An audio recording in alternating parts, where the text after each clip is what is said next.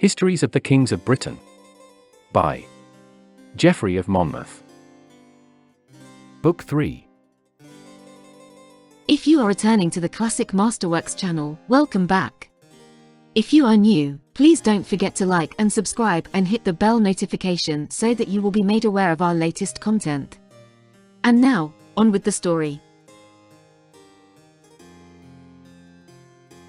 Chapter 1. Belinus and Brennius. After Dunwallow's death, his two sons, Belinus, to wit, and Brennius, both desirous of succeeding him in the kingdom, clashed the one upon the other with a mighty shock. For the contention between them was which of the twain should wear the diadem of the realm.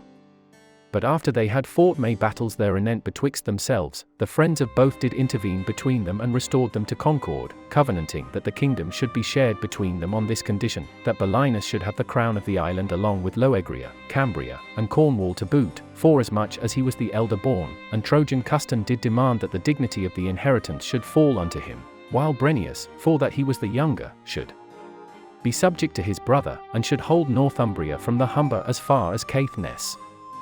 These covenants being duly confirmed by treaty, they governed the country for a space of 5 years in peace and justice. But, for that discord doth ever seek to intermeddle with prosperity, certain forgers of falsehoods were not lacking that found access to Brennius, saying unto him, Brennius fareth into Norway.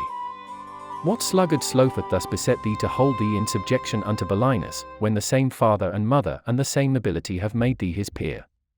Add to this, moreover, how in many a hard fought battle thou hast over and over again shown how thou couldst withstand Ceolf, Duke of the Morini, and put him to flight when he would have made good his landing upon the shores of our province. Break, therefore, this covenant that is a disgrace unto thee, and take to wife the daughter of the King of Norway, and by his help recover the dignity thou hast lost. After that they had corrupted the youth's mind with these and other like conceits, he at last assented unto their counsel, sailed away to Norway, and married the king's daughter, even as he had been advised by these glozing sycophants.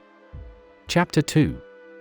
Meanwhile, when this was reported to his brother, he took it in dudgeon that without asking leave or license he had thus acted against him. He therefore marched into Northumbria and took the cities of them of that province, garrisoning them with his own men. Whereupon Brennius, hearing a rumour that notified him of his brother's doings, fitted out a fleet and returned to Britain, bringing with him a strong force of Norwegians. But whilst that he was cleaving the level fields of the sea with a fair wind and without misgiving, Giclac, king of the Danes, who had followed him, fell upon him suddenly, he himself being desperately enamoured of the damsel that Brennius had married. Brennius robbed of his bride. Aggrieved, therefore, beyond measure at his loss of her, he had fitted forth his ships and men and started in pursuit of him full sail. In the battle at sea that followed it so happened that he came alongside the ship wherein was the foresaid damsel, and making the vessel fast to his own with grappling hooks, fetched the damsel out of the one aboard the other and set her down in the midst of his own shipmates. But whilst the barks were thus grappled together and were swaying about hither and thither in the deep sea, foul winds rise of a sudden, and in the squall the ships are parted, and driven by stress of weather upon different coasts. The King of Denmark, after drifting for 5 days out of his course before the tempest in continual terror, made land at last with the damsel on the coast of Northumbria, knowing not upon what shores he had been cast by this unlooked-for disaster. And when the men of the country learned what had fallen out, they took and brought them to Belinus, who was awaiting his brother's arrival in the parts by the sea. There were also along with Giclac's ships 3 other ships, whereof one was of them that Brennius had fitted out. Glad enough was the king when he heard who they were, but yet more exceeding glad that this had befallen him just at the very moment he was most desirous of being revenged upon his brother. Chapter 3. Belinus conquereth Brennius. After a space of some days, Brennius had got his ships together again, and behold ye, landeth on the coast of Albany. Forthwith, as soon as he heareth how his bride and they that were with her have been taken captive, and that in his absence his brother hath wrested from him the kingdom of Northumbria, he sendeth messengers unto him, demanding that his kingdom and his bride shall be at once restored unto him, otherwise he will lay the whole island waste from sea to sea, and slay his brother whensoever and wheresoever he may meet him withal. Which when Belinus understood, he flatly refused his demand, and summoning all the host of the island marketh into Albany to do battle with him. But Brennius, when he knew that he had only asked to be denied, and that his brother was thus coming against him, went to meet him in the forest that is called Calaterium, there to meet and do battle with him. Both, accordingly, took up a position on the same field, each dividing his fellows into companies, and advancing the one upon the other, began the engagement at close quarters. Great part of the day was spent in fighting, for they of greater prowess on both sides met hand to hand. Great was the bloodshed on the one side and on the other, for sore deadly were the wounds they dealt with their brandished weapons, and the wounded fell before the onset of the companies as they had been corn before the reaper's sickle. Gichlac's petition granted. At last the Britons prevail, and the Norwegians flee with their maimed and mangled companies to their ships. Belinus pursueth them as they flee, making slaughter without pity. In that battle fell 15,000 men, nor of the residue was there a single thousand that escaped unharmed. Brennus, just making shift to reach one ship that fortune threw in his way, betook him to the coast of Gaul. But the rest who had come with him could only skulk away to the best hiding place they could find as chance might guide them. Chapter 4. When Belinus had achieved the victory, he summoned all the nobles of the realm to meet him at York, to take counsel with him as to what he should do with the king of the Danes. For the king had sent him word from his prison that he would submit himself and the kingdom of Denmark unto him, and pay him yearly tribute, so he were allowed to depart freely along with his mistress. He sent word further that he would confirm the covenant by solemn oath, and give hostages for its fulfillment. When this offer was laid before the assembled nobles, all of them signified their willingness that Belinus should grant Gichlac's petition on these terms. He himself also agreed, and Gichlac, released from prison, returned to Denmark with his mistress. Chapter 5. Belinus maketh royal roads. Belinus, moreover, finding none in the kingdom Britain that was minded to withstand him, and that he was undisputed master of the island from sea to sea, confirmed the laws which his father had ordained, and commanded that even and steadfast justice should be done throughout the realm. Especially careful was he to proclaim that the cities and the highways that led unto the city should have the same peace that Dunwallow has established therein. But a dissension arose as concerning the highways, for that none knew the line whereby their boundaries were determined. The king therefore, being minded to leave no loophole for quibbles in the law, called together all the workmen of the whole island, and commanded a highway to be builded of stone and mortar that should cut through the entire length of the island from the Cornish sea to the coast of Caithness, and should run in a straight line from one city unto another the whole of the way along. A second also he bade be made across the width of the kingdom, which, stretching from the city of Menevia on the sea of Demetia as far as Hamos port, should show clear guidance to the cities along the line. Two others also he made be laid out slantwise athwart the island so as to afford access unto the other cities.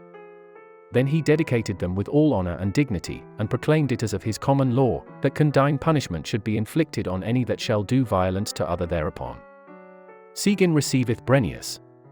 But if that any would fain know all of his ordinances as concerning them, let him read the Mulmutine laws that Gildas the historian did translate out of the British into Latin, and King Alfred out of Latin into the English tongue.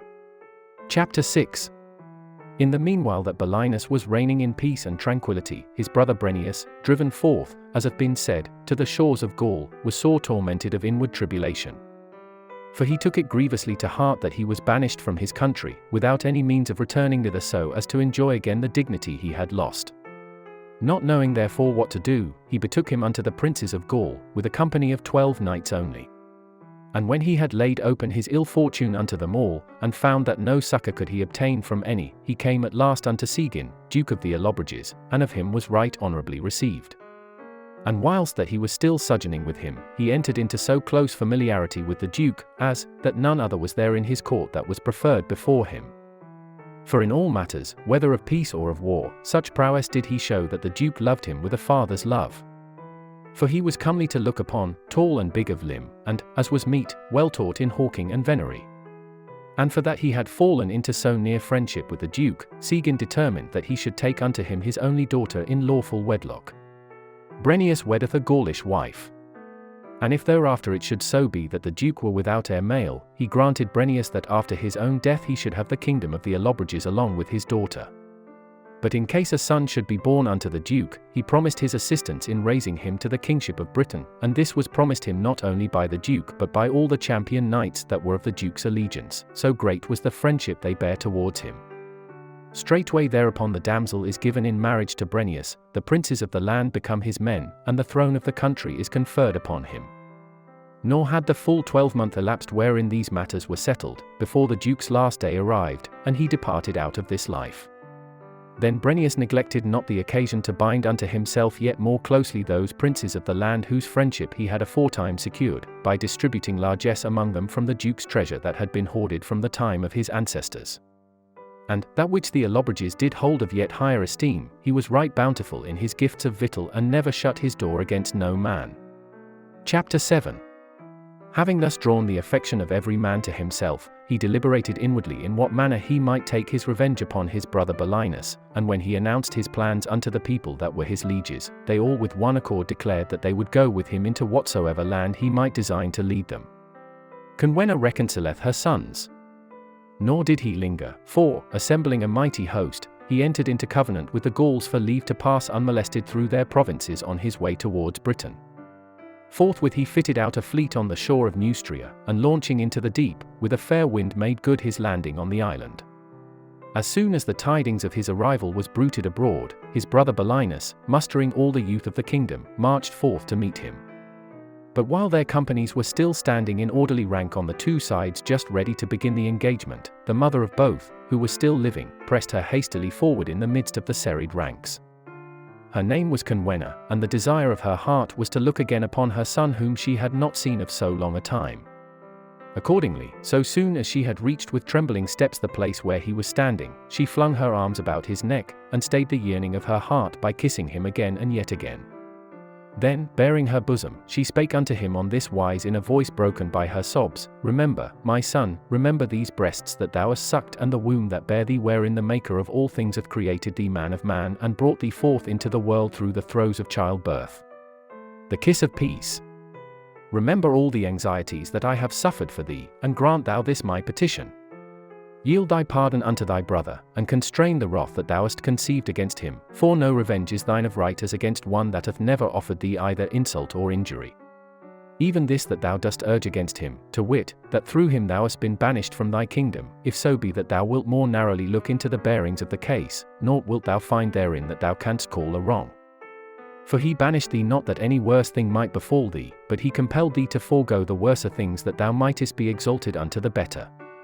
For whereas thou didst only possess thy share of the kingdom as his vassal, now that thou hast lost it, thou art his peer in that thou hast obtained the realm of the Allobriges. What else hath he done herein, save that from being a needy knight, he hath promoted thee to be a high and mighty king? Add to this that the quarrel which hath risen betwixt ye was none of his seeking, but was begun by thee when, trusting to the king's help of Norway, thou didst burn to rebel against him. Moved, therefore, by the prayer unto which she had thus given utterance, in a chastened spirit he yielded obedience to her will, and doing off his helmet, walked forward with her to his brother. Belinus, when he saw him thus coming towards him with a countenance of peace, flung aside his arms and ran into his embrace with a kiss. The brothers invade Gaul. The brothers made friends forthwith, and with their disarmed troops made their way unto the city of Trinovantum. There taking counsel what they should do, they made them ready to lead their common army into Gaul, and to subject all the provinces thereof to their dominion. Chapter 8. At the end of the year they passed the channel into Gaul, and began to lay the country waste. When the tidings thereof were bruited abroad among the various nations, all the knights of the Franks came to meet them and fight against them. But the victory falling to Belinus and Brennus, the Franks fled with their wounded companies in all directions. But the Britons and Allobriges, so soon as they had won the day, ceased not to follow up the fleeing Gauls until they had taken captive their kings and compelled them to surrender. Setting garrisons in the cities they overthrew, they reduced the whole kingdom to submission within a single 12-month. Lastly, when they had forced all the provinces to yield, they started for Rome with all their host, and ravaged the cities and farms throughout Italy. Chapter 9. At that time there were two consuls at Rome, Gabius and Porcina, unto whose government the country had been committed, who, when they saw that no people were so strong they might withstand the fierce fury of Belinus and Brennus, came unto them with consent of the Senate, to bespeak their goodwill and friendship. They take Rome. They offered, moreover, presents of much gold and silver, and a tribute every year so they might be allowed to hold their own in peace. Taking hostages, therefore, to secure their loyalty, the kings granted them pardon, and led their troops into Germany. Nathless, so soon as ever they had set them to work ravaging that country, the Romans repented them of the foresaid covenant, and taking courage afresh, marched forth to help the Germans. When the kings found it out, they took it in grievous dudgeon, and held counsel how best to meet the attack of the two peoples together, for so huge a multitude of Italians had arrived that they were in no small jeopardy. Wherefore, after taking counsel together, Belinus with his Britons remained in Germany to carry on the war against the enemy, while Brennus with his armies marched upon Rome to take revenge for the broken covenant. Howbeit, the Italians coming to know thereof, deserted the Germans, and hurried back to Rome, doing their best to outmarch the advance of Brennus and get there first. But when their design was notified to Belinus, he called back his army, and starting off as soon as night was past, took possession of a certain valley through which the enemy would have to pass, and lying in ambush there, waited for their arrival. On the morrow at dawn, the Italians, who had begun their march, reached the same spot, and when they beheld before them the valley glittering with the arms of their enemies, at once surmised in dismay that they who were there were Brennus and his Senonian Gauls. Rome recovered. Thereupon, as soon as the enemy were well in sight, Belinus suddenly charged down upon them and dashed swiftly into their midst. In a moment the Romans, marching disorderly and without arms, were utterly taken aback, and scurried off the field in headlong flight, followed hard by Belinus, who never once stinted of slaughtering them without mercy till night came on and he could no longer see to make an end of the bloodshed. After this victory he followed in search of Brennus, who had already been 3 days besieging Rome. They joined forces, accordingly, and the common army made a general assault upon the city, and doing their utmost to breach the walls. Moreover, by way of adding terror to slaughter, they set up gibbets in front of the city gates, and sent word to the besieged that they would hang up the hostages they had given on the gallows tree in case they were minded not to surrender. Nathless, the Romans, persisting in their purpose, scorned to take pity on their sons and grandsons, and determined to defend themselves all drive the enemy back from the walls, at one time shattering their engines either with appliances devised for defense or with counter-engines of the same kind, and at another with weapons and missiles of all sorts. So, when the brethren saw that they were thus loath to yield, in a fit of insolent wrath they bade hang 24 of the noblest among the hostages in sight of their kinsfolk. Brennus in Italy. But the Romans only thereby provoked to a yet more insolent stubbornness, and relying on a message they had received from the consuls Gabius and Porcina to the effect that they would come to their succor on the morrow, resolved to make a sally from the city and do battle with the besiegers. Marching forth accordingly, in close file, they made a sudden assault upon the Allobriges and Britons, and the citizens also issuing forth with them, helped them to do no small slaughter at the outset. Nathless, the brethren, when they saw so sudden a discomfiture inflicted on their fellow soldiers, were right sore uneasy, and with redoubled vigour cheered them on, reformed their ranks, and leading on one assault after another compelled them to give ground. At the last, after many thousand fighting men had been slain, victory rested with the brethren, Gabius was slain, Porcina made prisoner, the city was taken. Naught remained for them but to distribute the hidden treasures of the citizens in largesse to their comrades. Chapter 10. After he had won this victory, Brennus abode still in Italy, and trampled upon the people thereof with tyranny unheard of. But of his other deeds and of his end, for that they be written in the Roman histories, I do in no wise care to treat, seeing that thereby I should import too great a prolixity into my work, and that in going over ground which others have already beaten, I should be turning aside from my present purpose. Belinus returneth to Britain. Howbeit Belinus returned to Britain and ruled the kingdom all the rest of his life in peace. Wheresoever the cities that had aforetime been builded had fallen into decay he restored them, and many new ones did he found. Amongst others he did lay out one upon the river Usk nigh the Severn Sea, that was of many ages called Carusk, that was the mother city of Demetia. But after that the Romans came hither, the old name was done away and it was called the City of the Legions, drawing the name from the Roman legions that wont to winter there. In the city of Trinovantum made he a gate of marvellous workmanship upon the banks of Thames, the which the citizens do still in these days call Billingsgate after his name. He builded, moreover, a tower of wondrous bigness, with a quay at the foot whereunto ships could come alongside. He renewed his father's laws everywhere throughout the kingdom, rejoicing always in doing steady and even-handed justice. In his days, therefore, did he cause such wealth to accrue unto his people as that the like hath never been heard tell of in any age neither before nor since. At the end, when his last day did snatch him away from this life, his body was burnt and his ashes were enclosed in a golden urn which they placed with wondrous skilful artifice upon the top of the foresaid tower. Chapter 11. Spaniards settle in Ireland. Afterward, his son succeeded him, Gurgent Brabtruc, a sober man and a prudent, who, imitating his father's deeds in all things, did love peace and justice, and when his neighbours rebelled against him, taking fresh courage by ensample of his father, he fought sundry right bloody battles against them, and forced his enemies back into subjection due. Amongst other matters, it so fell out that the king of Denmark, who had paid tribute in his father's days, did eschew making the same payment unto himself, denying that he owed him any subjection. He thereupon, taking the matter in high choler, led a fleet into Denmark, and after afflicting the people with grievous deadly havoc, slew the king and imposed his ancient yoke upon the country. Chapter 12. At that time, when he was returning home after the victory by the Isles of Orkney, he fell in with 30 ships thronged with men and women, and when he made inquiry as to the reason of their coming thither, their duke, Partholone by name, came unto him, and, doing him much worship, besought pardon of him and peace. He had been banished, he said, from the parts of Spain, and was cruising in those waters in search of a land wherein to settle. He made petition, moreover, that some small share of Britain might be allotted unto them wherein to dwell, so as that they need no longer rove the irksome highways of the sea. The Mercian law. Wherefore, when Gurgent Brabtruc had learnt that they came out of Spain and were called Barclenses, and that this was the drift of their petition, he sent men with them to the island of Hibernia, which at that time was desert without a single inhabitant, and made them a grant thereof. Thenceforward they did there increase and multiply, and have held the island even unto this day. But Gurgent Brabtruc, when that he had fulfilled the days of his life in peace, was buried in the city of Legions, which after his father's death he had made it his care to beautify with public buildings and walls. Chapter 13. After him, Githalin won the crown of the kingdom, which all the days of his life he governed in kindly and sober wise. His wife was a noble woman named Martia, learned in all the arts. She, among many other and unheard of things that she had found out of her own natural wit, did devise the law which the Britons call Martiana.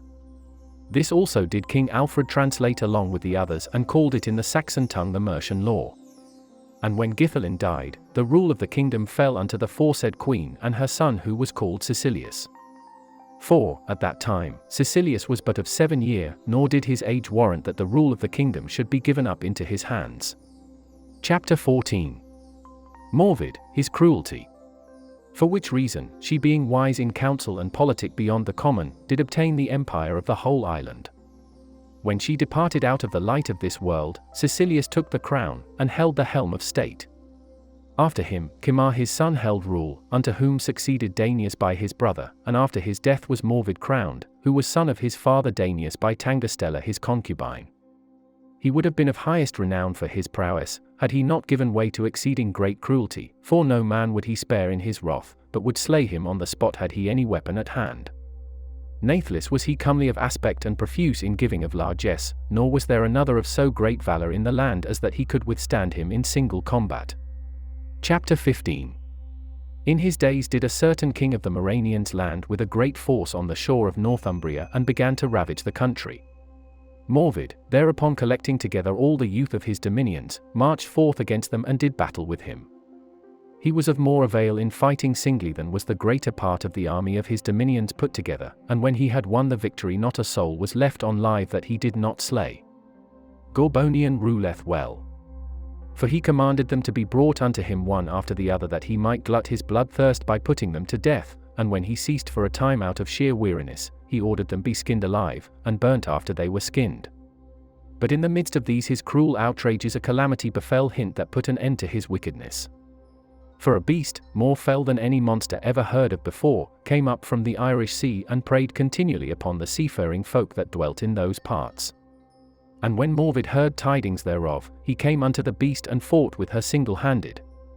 But when he had used up all his weapons against her in vain, the monster ran upon him with open jaws and swallowed him up as he had been a little fish. Chapter 16. 5 sons had been born unto him, whereof the eldest born, Gorbonian, succeeded to the throne. None at that time was a man more just, nor more a lover of upright dealing, nor none that ruled his people with greater diligence. For it was ever his custom to pay first due honour unto the gods and then right justice to the commonalty.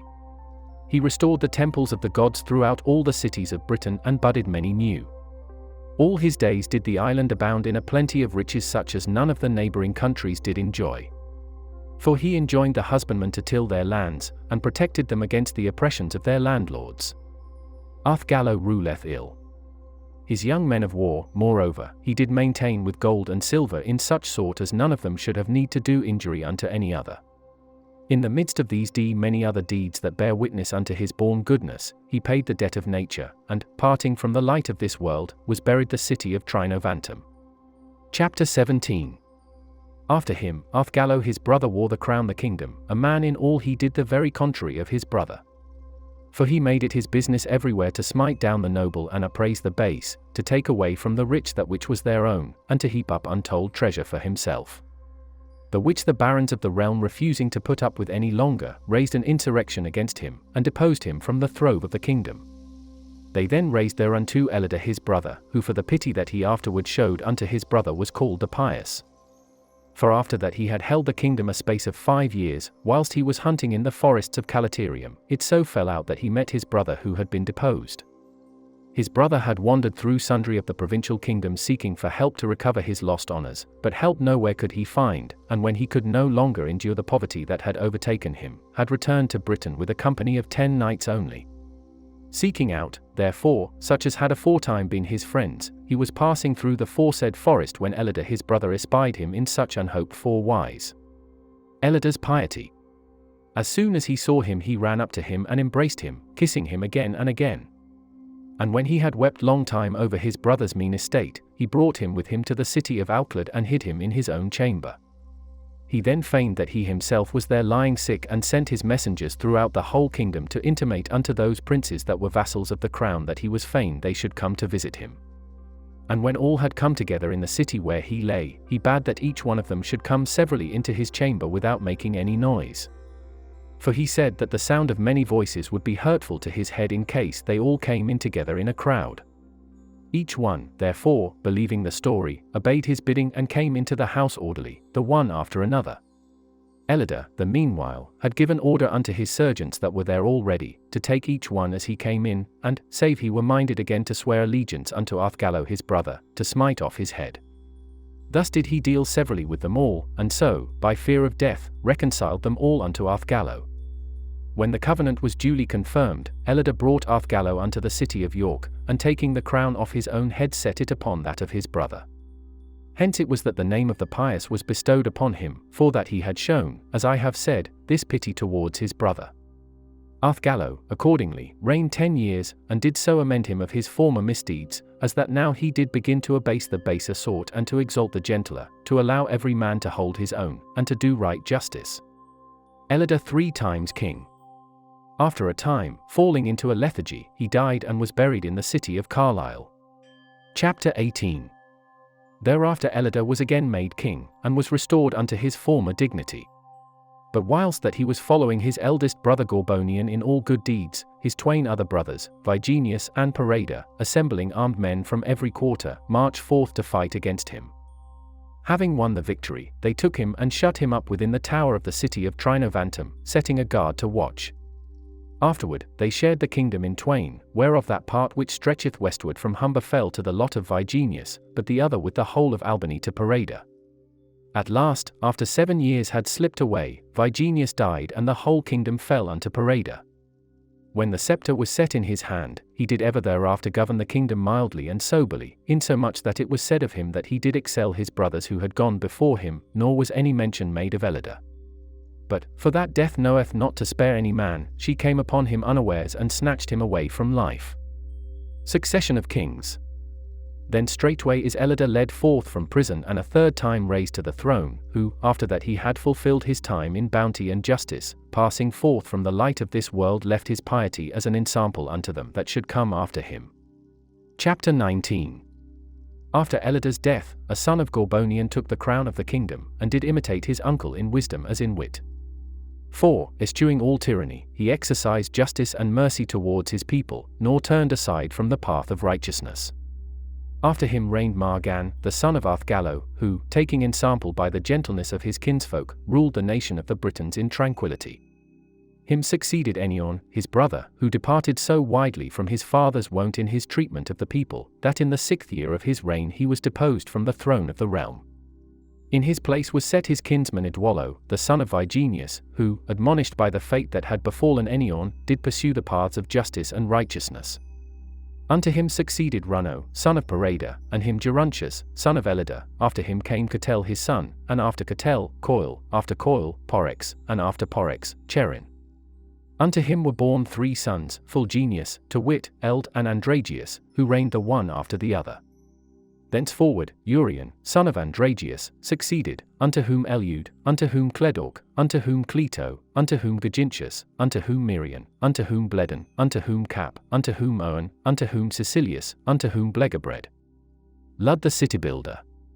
He surpassed all the singers of the forepast age, both in measures of harmony and in the fashioning of all manner of musical instruments, so as that he might seem the very god of all minstrels. After him reigned Arthmael his brother, and after Arthmael Eldol, unto whom succeeded Red Ion, unto Horn Roderick, unto whom Samuel Penisel, to whom Per, unto whom Capua. Then succeeded Clegael, the son of Capua, a man in all his acts moderate and prudent, and who above all things did exercise right justice among his peoples. Chapter 20. After him succeeded his son Heli, and ruled the kingdom for 40 years. Unto him were born 3 sons, Lud, Cassibellaunus and Nennius, whereof the eldest born, Lud, to wit, took the kingdom on his father's death. Thereafter, for that a right glorious city builder was he renewed the walls of Trinovantum, and girdled it around with innumerable towers. He did likewise enjoin the citizens that they should build houses and stately fabrics therein, so as that no city in far-off kingdoms should contain fairer palaces. He himself was a man of war, and bountiful in giving of feasts. And, albeit that he had many cities in his dominion, yet this did he love above all other, and therein did he sojourn the greater part of the whole year, whence it was afterward named Caerlud, and after that, by corruption of the name, Caerlondon. In a later day, by the changing of the tongues, it was called London, and yet later, after the landing of the foreign folk that did subdue the country unto themselves, hath it been called Lundras. Cassibellaunus king. All to the death of Lud, his body was buried in the foresaid city nigh unto that gate, which even yet is called Porthlud in British, but in Saxon Ludgate. 2 sons were born unto him, Androgeus and Tenuantius, but for that by reason of their infancy they were unable to rule the kingdom, their uncle Cassibellaunus was raised to the throne of the kingdom in their stead. So soon as he was crowned king, he did so abound alike in bounty and in prowess, as that his fame was bruited abroad, even in far-off kingdoms. Whence it came to pass that the kingship of the whole realm did fall unto him and not unto his nephews. Howbeit, Cassibellaunus, yielding willingly to natural affection, was not minded that the youths should be without kingdoms of their own, wherefore he allotted a large share of the realm unto each. For the city of Trinovantum did he grant unto Androgeus along with the duchy of Kent, and the duchy of Cornwall unto Tenuantius. He himself, howbeit, as wearing the sovereign dignity of the crown, was mindful to hold them along with all the princes of the whole island in vassalage unto himself. Thank you for watching. If you are returning to the Classic Masterworks channel, welcome back. If you are new, please don't forget to like and subscribe and hit the bell notification so that you will be made aware of our latest content.